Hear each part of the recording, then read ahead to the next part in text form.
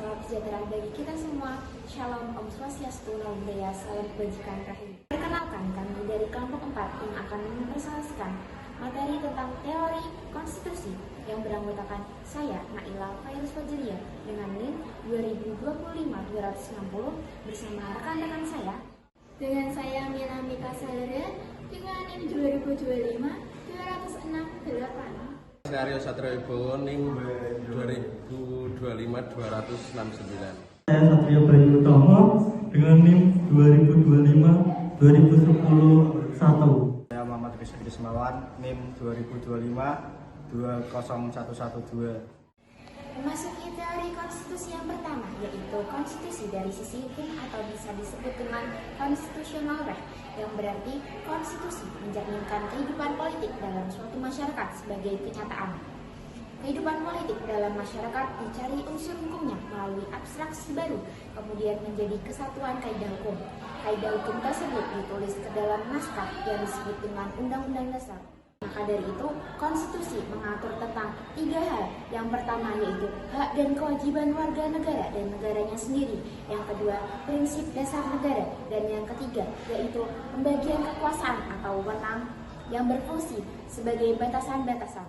Kali ini saya menjelaskan konstitusi berbentuk formil, yaitu terbentuk peraturannya berupa tertulis. Bentuk material yaitu substansi praksis dari struktur negara. Konstitusi written yaitu tertulis konstitusi dinaskahkan untuk memudahkan pihak yang mengetahui. Konstitusi UU tertinggi pembentukan maupun perubahannya melalui prosedur istimewa dan dasar tertinggi dari perundang-undangan negara. Saya akan menjelaskan tentang definisi konstitusi menurut Leon Duguid. Ada 3. Yang pertama sebagai ajaran fungsi sosial, yang kedua sebagai tinjauan sosiologi hukum, yang ketiga sebagai peristiwa yang tumbuh atau dasen, bukan norma atau das solen.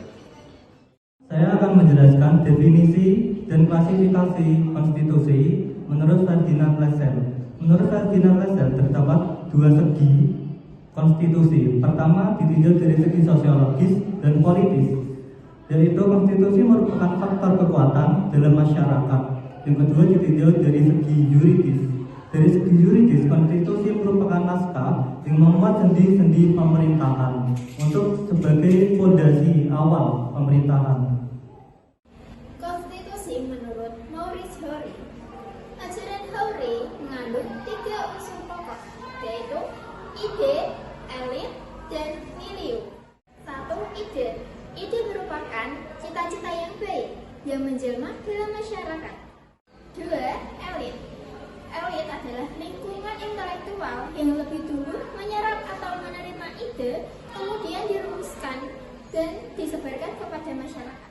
3. Milieu. Masyarakat harus sudah matang untuk menerima ide tersebut. Menurut Morris, tujuan konstitusi adalah untuk menjaga keseimbangan. Ketertiban berarti patuh dan tertib pada hukum. Ada kekuasaan seperti KPK yang independen. Ketiga, kebebasan berarti bebas tapi terbatas. Demikian hasil presentasi dari kelompok kami mengenai materi tentang teori konstitusi. Mohon maaf apabila ada kesalahan dalam tutur kata. Wassalamualaikum warahmatullahi wabarakatuh.